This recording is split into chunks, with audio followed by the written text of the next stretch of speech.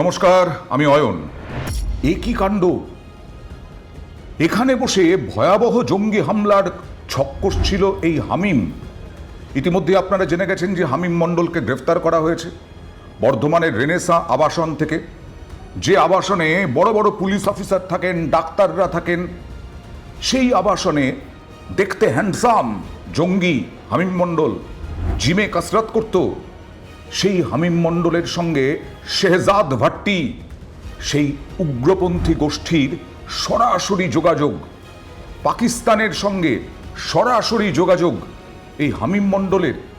আজকে তো সেটাই পর্দা ফাঁস করলেন বেঙ্গল এটিএস এর কর্তারা, এবং তার সঙ্গে সঙ্গে তার বান্ধবী অর্পিতা সরকার সাহেবগঞ্জ থেকে। এই অর্পিতা সরকার এবং এই দুজনে মিলেই জঙ্গি গোষ্ঠীগুলোর সঙ্গে যোগাযোগ রাখতো। মানে কীরকমভাবে মগজ ধোলাই হয়েছে বুঝতে পারছেন? আমরা যেটা পেয়েছি কি হামিম অর্পিতার সাথে লাস্ট অলমোস্ট 4 বছর ধরে ওর সঙ্গে ইন্টারাকশন আছে। ইনস্টাগ্রাম বেসড ইন্টারাকশন ছিল, তারপরে এরা দেখাও করতো, একরকম অ্যাফেয়ারই বলা যায়।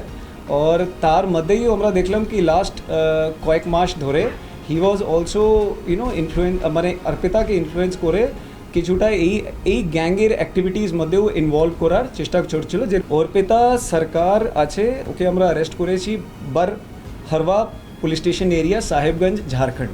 অর্পিতা সরকার মেনলি ওখানকার ছিল। মাঝে মাঝে এখানে আত্মীয়দের সঙ্গে দেখা করতে যখন আসতো তখন এই ছেলেটির সঙ্গেও দেখা হতো। ওরা একজন হিন্দু মহিলা, তাকেও এই র্যাডিক্যালের মধ্যে ফেলে দিয়েছিল সন্ত্রাসবাদী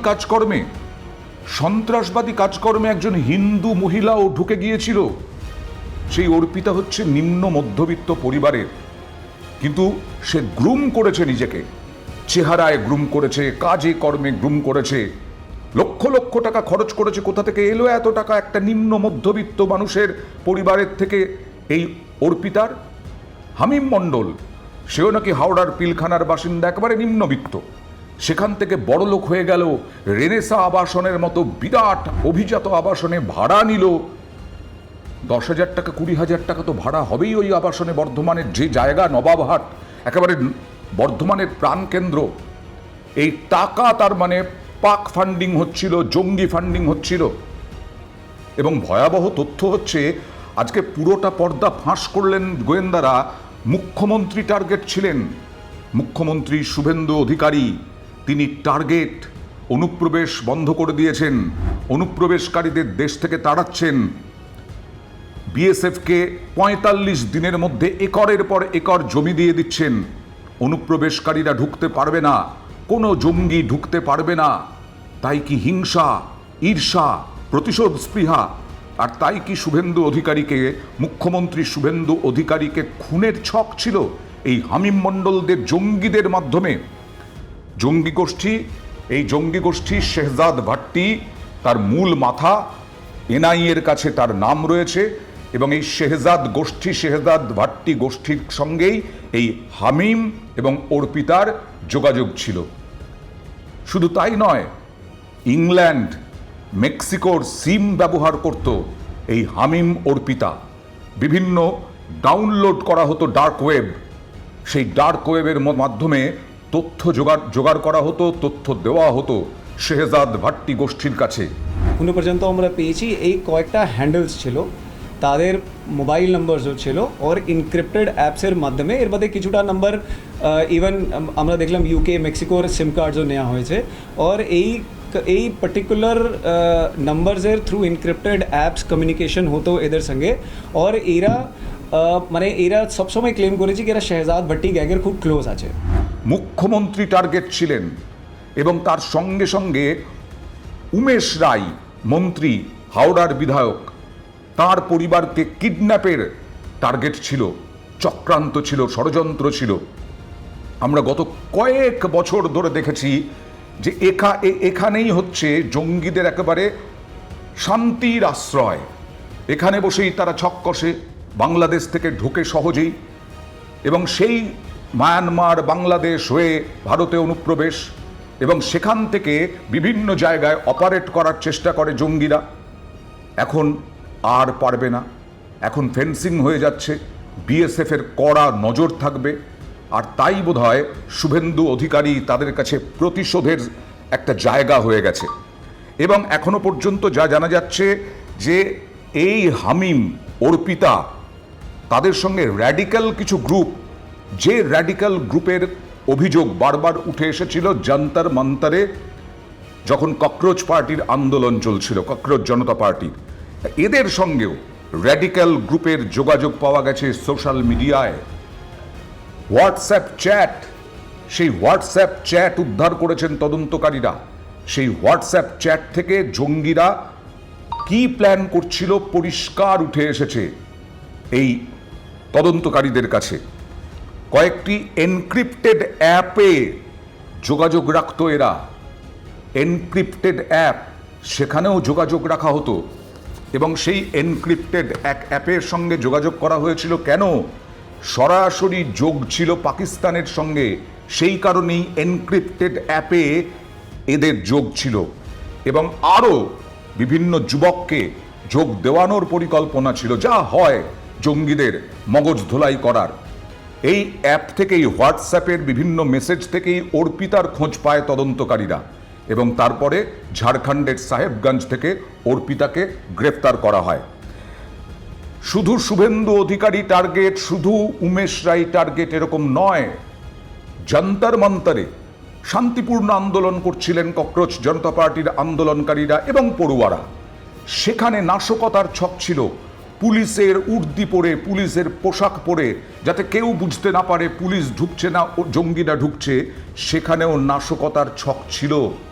এবং সেটা যদি ঘটতো তাহলে ভারতের দুর্নাম হতো, কেন্দ্রীয় সরকারের দুর্নাম হতো, দেশের দুর্নাম হতো। এবং সেটাই ছিল এদের টার্গেট। এমনকি মুখ্যমন্ত্রী কোথায় কম সুরক্ষিত বলয়ের মধ্যে রয়েছেন সেই সমস্ত ট্র্যাক করত এই হামিম এবং অর্পিতা। ভাবতে পারছি না, একটা নিম্নবিত্ত পরিবারের মেয়ে, তার মধ্যে কি এমন মগজে ঢোকানো হলো দেশদ্রোহিতা, দেশবিরোধী কার্যকলাপ, যে তারই মুখ্যমন্ত্রী, তার রাজ্যের মুখ্যমন্ত্রী, তার রাজ্যের মানুষ, তার দেশের মানুষ, তাদেরকে মারার ছক করছে এই মেয়ে অর্পিতা। অর্পিতার সঙ্গে বলা হচ্ছে 4 বছর প্রেমের সম্পর্ক। আর এই 4 বছরের প্রেমের সম্পর্কেই ফাঁদ পেতে হামিম তাকে একেবারে জঙ্গি গোষ্ঠীর মধ্যে ঢুকিয়ে নিল। অর্পিতা শুধু তথ্য দিত না হামিমকে, অর্পিতা সরাসরি শেহজাদ ভাট্টির গোষ্ঠীর সঙ্গে যোগাযোগ করত, এমনকি পাক যোগও ছিল। আপনাদের মনে আছে জ্যোতির কথা? সেই জ্যোতি নাম ভাঁড়িয়ে বিভিন্ন তথ্য সেনাবাহিনীতে পাচার করত, পাকিস্তানের কাছে পাচার করত, পাকিস্তানের সেনাবাহিনীকে। অপারেশন সিঁদুরের সময় ধরা পড়েছিল জ্যোতি মালহোত্রা। সেই জ্যোতি মালহোত্রার মতোই ভূমিকা এই অর্পিতা সরকারের। হামিম মণ্ডল একজন কলেজ ড্রপ আউট, আর অর্পিতা গ্র্যাজুয়েট। হামিমের বাবা গার্মেন্টের ট্যাগ বানাতেন, খুবই ছোটোখাটো একটা শিল্প, খুবই ছোটোখাটো। মানে নিজেও college drop out, Arpita graduate, মানে হামিমের মগজ ধোলাই আগেই হয়ে গেছে।